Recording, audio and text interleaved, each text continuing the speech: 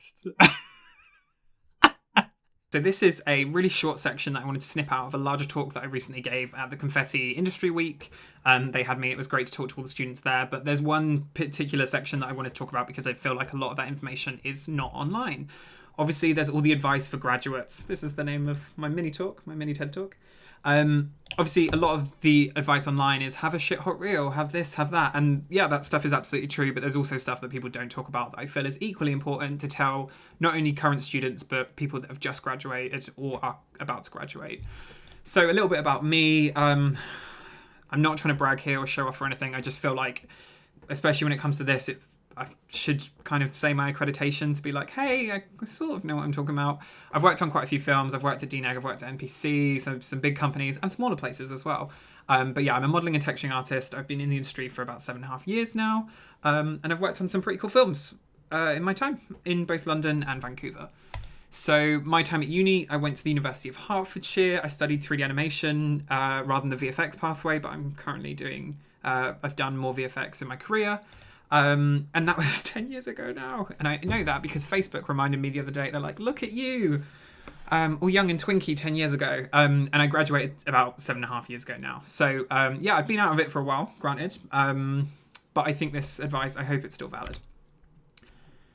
Perseverance is really, really important. When it comes to getting a job in the VFX industry, you might be really lucky and walk out of uni and get your dream role. Chances are that's not the case for everyone. It wasn't the case for me. I managed to have a job straight out of uni, but it wasn't the role that I wanted. I got a role as a lighting artist at a cool animation company in central London, which was great, but it wasn't the role I wanted. I wanted to be a modeller at the time. I'm now a modelling and texturing artist.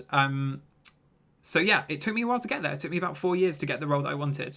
And I know people that graduated uni and couldn't get a job straight away.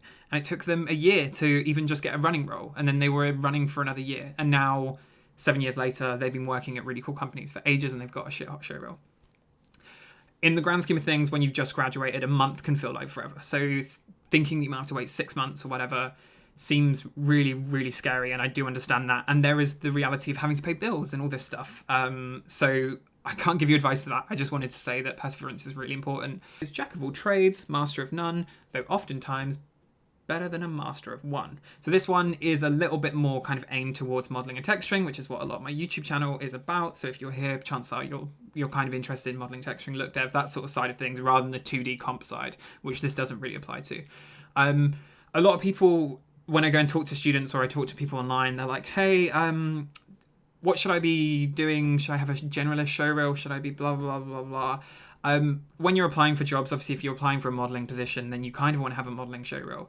But I think some people are kind of scared off by generalism. They only want to do one thing. And that's great. If you do only want to do one thing, more power to you. Just be really good at it.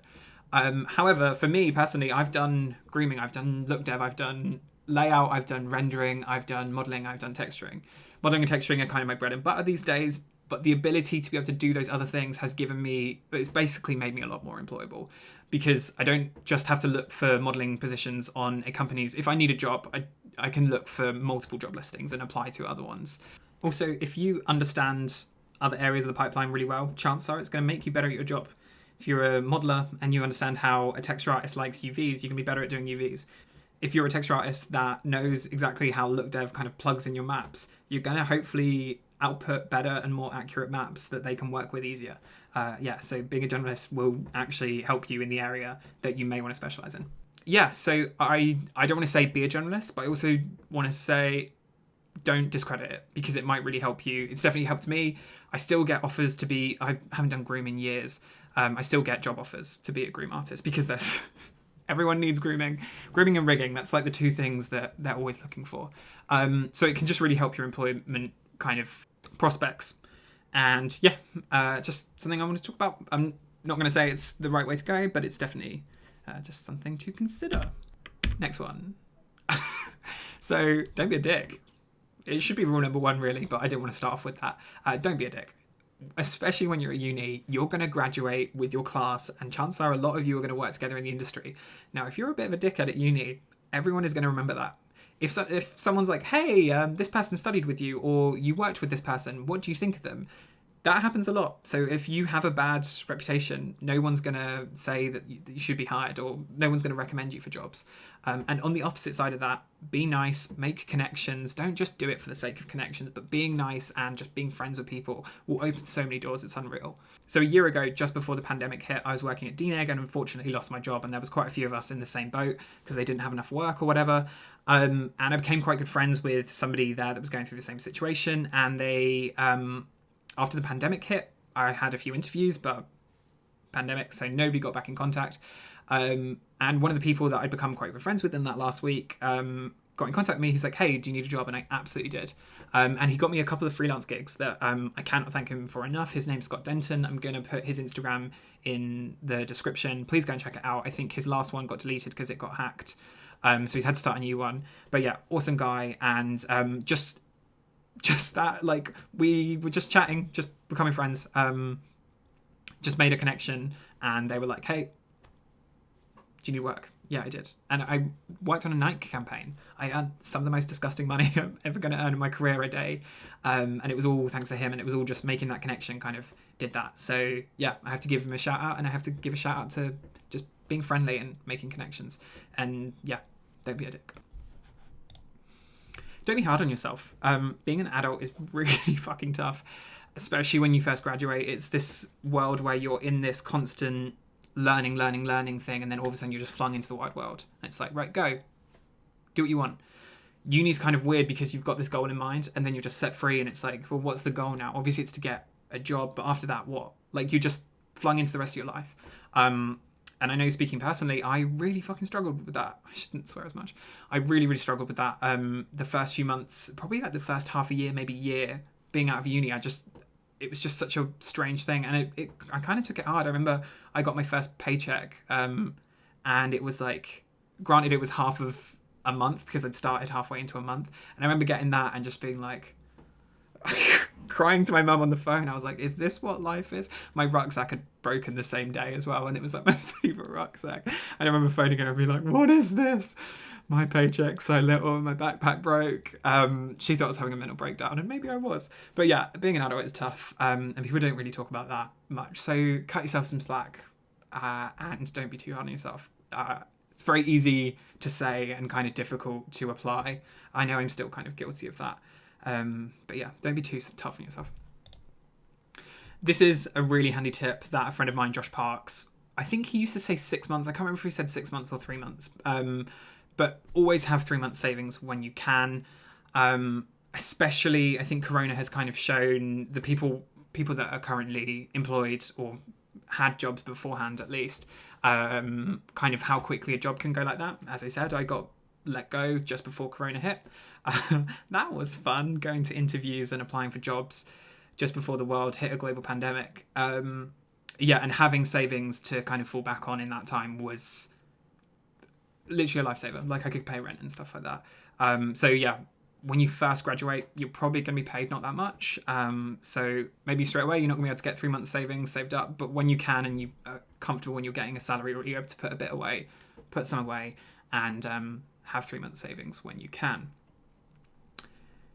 Yeah. Also, another thing people don't really talk about, VFX, you can earn quite well. Like, VFX does pay well in the higher bands, and I feel like people don't really talk about that. When you're first on, your first salary is going to be crap. It always is. Especially at the bigger companies, they like to pay pennies, but you get a shit hot show reel and then you leave after a few years. But yeah, VFX does pay well when you get up into the things. And that's one thing my uni, they never spoke about salary and stuff like that, but you're training to work. Like, you're not working for free. The idea of a job is you do it to make money. So I feel like that is something that people don't really talk about because people are scared to talk about money. But you do earn pretty good money in VFX. This is the final one that I want to leave you on, and I think it's potentially one of the most important ones. VFX, or any job, is just a job. It's just a job. You're there to make money. That's all you're there for. If you enjoy your job, perfect. But do not let it be the reason for bad physical health, bad mental health, or taking over your life. Because at the end of the day, you need to have a life outside of work. And I've seen people burn out over crazy projects because they haven't taken care of themselves, or because they haven't been able to take care of themselves because work is so tough. I've seen people leave the VFX industry because of burnout. I've experienced burnout myself on 2 projects, and I've kind of, after the projects are done, I'm like, is this what I want to do for the rest of my life? And I've kind of had to regroup and be a bit like, no, I really enjoy 3D. This was just a really tough project. And when you push yourself, you can burn out. And I think it's really sad watching really talented artists or really talented people kind of go through that. And so take care of yourself, please. Companies will by default not take care of you. I've experienced that as well. But they like to say they're doing everything for you, but they're not. A company at the end of the day is not there to be your friend. They're there to make profit. That's literally what a company is. So take care of yourself first, because the company isn't going to do it. They think you're replaceable. They won't say it, but they think you're replaceable. So you need to take care of yourself because you're not replaceable. And I'm going to finish it on that because I think that's a fun little note to end this on. This was supposed to be a 5-minute thing, and it's going 13 minutes as we currently stand. So I'm going to wrap this up. Thank you for coming to my TED Talk. I am a true visionary. That's why the TED people invited me here. Woo! We're done. Cool. Thank you so much. Take it easy. I'm going to fly around the stage now because I can. Woo! How do I make it rotate? I don't know how. I want it to rotate. Anyway, take care. Thanks.